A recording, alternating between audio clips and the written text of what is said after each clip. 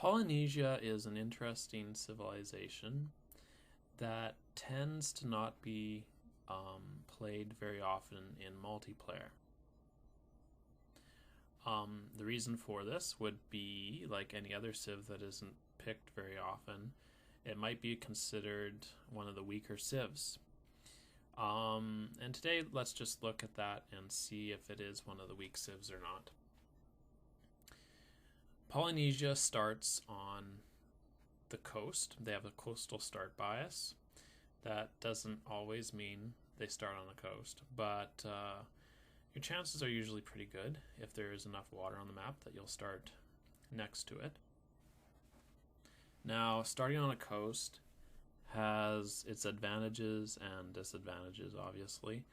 The biggest disadvantage is that you do open yourself up to possibly being frigate rushed or attacked from the sea in another age when you're just not ready for it, because as with all ocean combat, it's kind of an even level terrain that you can't build defenses on, you can't fortify on, you can't use the terrain to your advantage. It's all open water, so whoever has the biggest, baddest navy will win.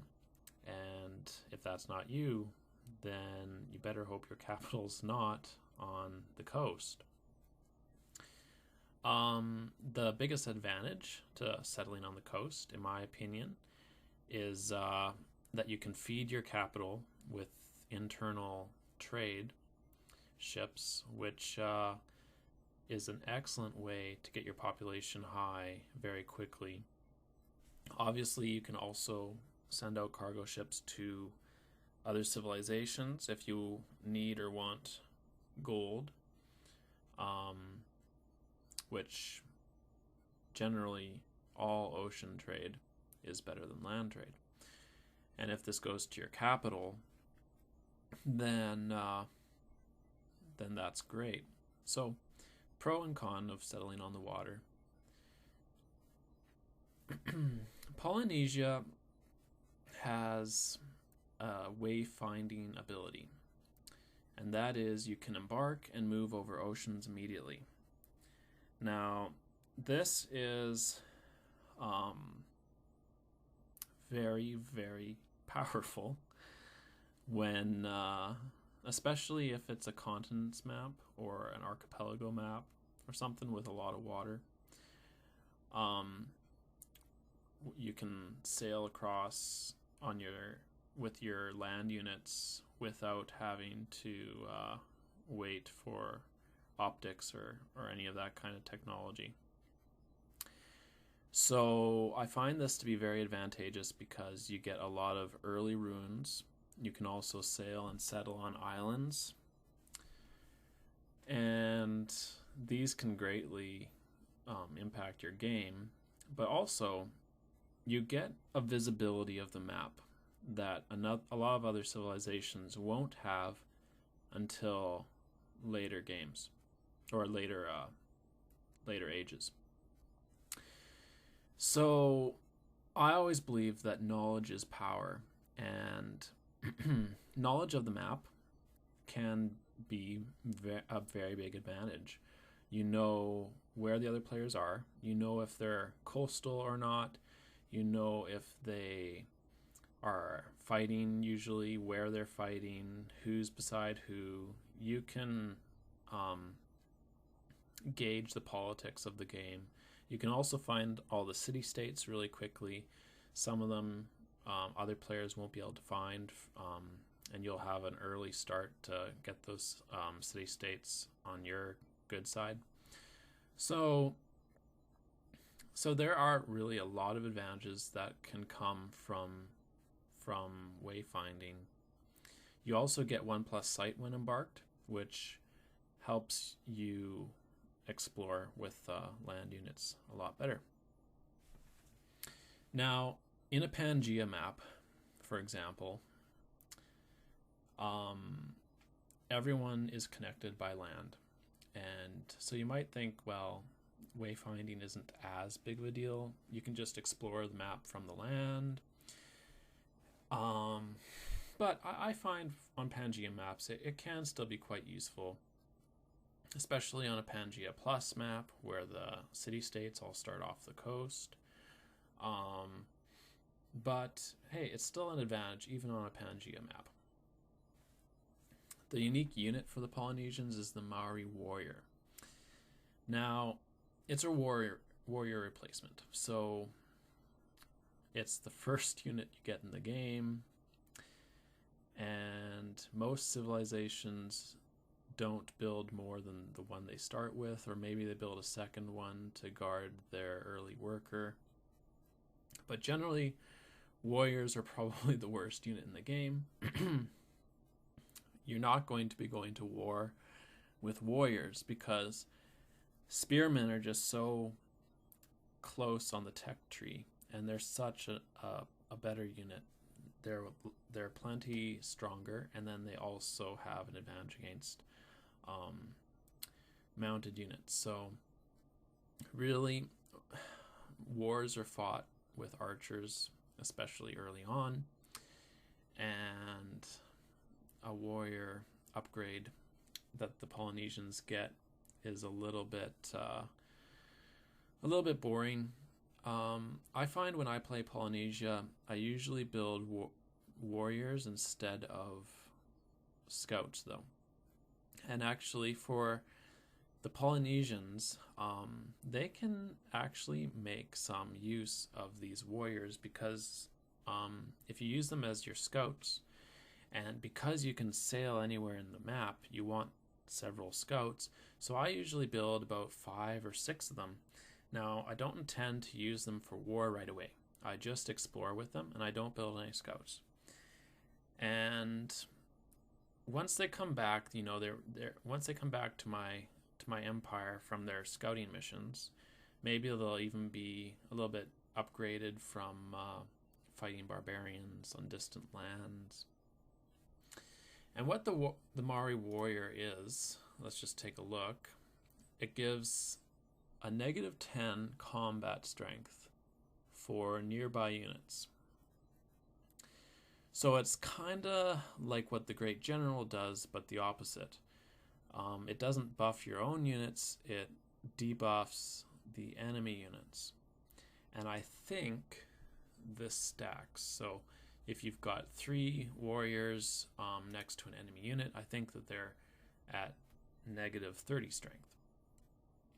So this does stack up a bit. But again, it's a warrior replacement. You're not going to be using it for war. So scout with them, save them for later ages when you can upgrade them to swordsmen and musketeers and things like that. And the thing I like about their advantage of -10 to -10 to enemy units that are right beside you is that warriors, or whatever you've upgraded them to, musketmen, let's say, are not best used to actually do damage to enemy units. They're best used as blockers.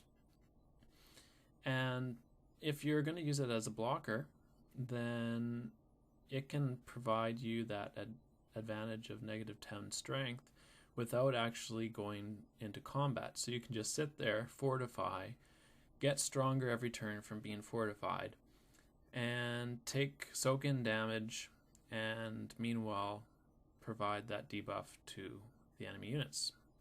So I think it's kind of a nice ability that they have.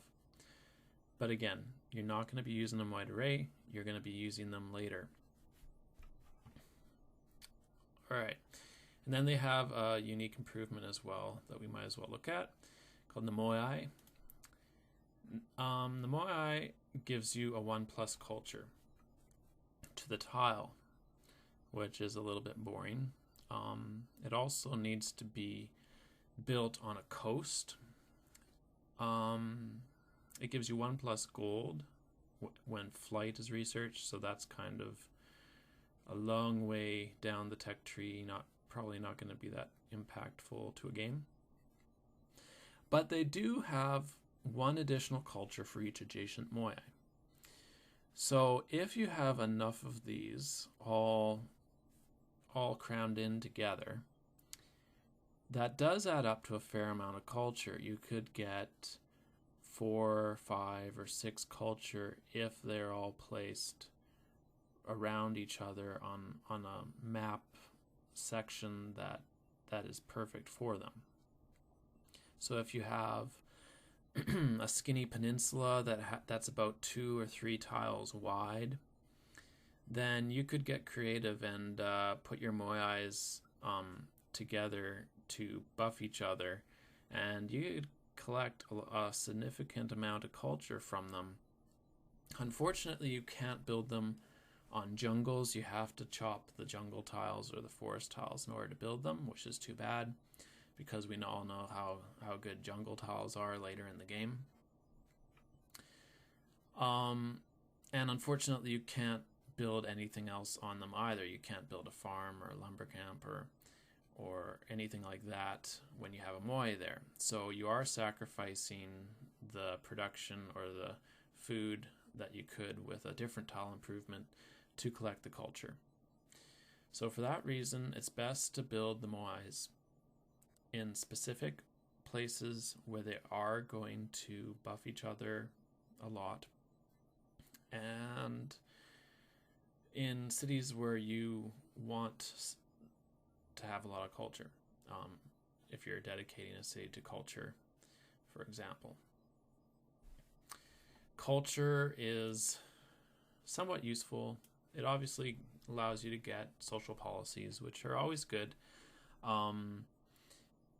Culture in the end is designed for a culture victory. If you have a lot of culture, then you can turn that into tourism later in the game. For example, if you have a hotel and an airport in the city that you have these moais, you can turn all the culture that the moais produce into tourism. Now, in multiplayer games, it's almost impossible to win a tourism victory, but it is possible if you're playing against the right people. So it can, and it's probably the most rewarding because it's impossible, because it's a challenge. I always like to, especially when I play a civilization like Polynesia, I like to think about the possibilities, plan for the possibilities of a culture win, and by the time it gets that late in the game, you can reassess whether it's worth going for, or if you should just back off and go for one of the better victory conditions for multiplayer. Now, the moais provide one more advantage, and this comes from the wayfinding ability, where the moai provides a 1+ combat strength bonus within 2 tiles of a moai. So I like how it's 2 tiles and not 1 tile. These are, kind of nice. They're kind of the same as the other civilization, the Sushon, that I'm probably pronouncing that wrong, but that get a 10% bonus within their own borders. This isn't that good. It's only a 10% from around a moai, but generally you're going to have a few of them anyway, and you could put them in strategic locations. 10% isn't huge, and I don't think that this one stacks with each other, but hey, it's something. So why don't people pick Polynesia for any map besides Archipelago? Well, I must admit, when I was buying my DLC back in the day, I looked at Polynesia and I didn't really want to buy them because they didn't sound that good to me. And then I found out that I didn't even need to buy them to play in lobbies that were called all DLC lobbies, because hardly anyone ever would pick Polynesia in the game, so I could sort of squeak in under the radar without actually having all the DLC. Eventually I did get it on a Steam sale, but I mean, Polynesia, it's not chosen very often. It's considered a weak civ and probably situational at best. Again, if you're on archipelago map. I think they are a little bit underrated. For one thing, they are extremely fun. So even if it is a continents map, where exploring the map isn't quite as valuable as for example, an archipelago map, still, you know, it is an advantage. You will still get that map view, and you'll get all the advantages that early access to the ocean will give you. So I'd say on a continents map they're fine, and even on a Pangea map, I would encourage you to just try them. Try them on a Pangea map in multiplayer and see what you think. An interesting thing about them is that you can choose not to play a coastal naval game with them, and still get all their advantages. For example, you cannot build any coastal cities, and you're just going to opt out of whatever happens out there in the ocean. And however, you can still build moais. You can still harvest resource or harvest your culture from the coast, the little tiles that you own. You don't have to have a coastal city to benefit from moais.